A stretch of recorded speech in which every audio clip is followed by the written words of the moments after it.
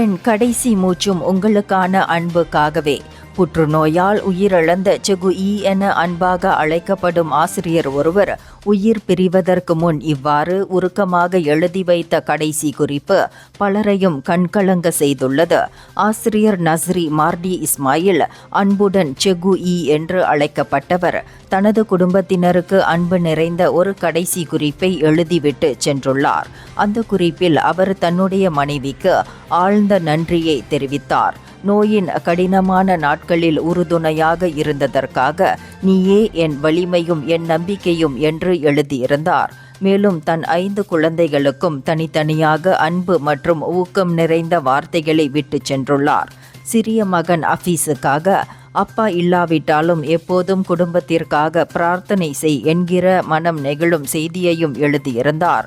இந்த வார்த்தைகள் அவரின் குடும்பத்தினரையும் அவரை அறிந்த அனைவரையும் ஆழமாக நெகிழச் செய்துள்ளன. இந்தியர்களின் இதய குரல் மக்களோசை.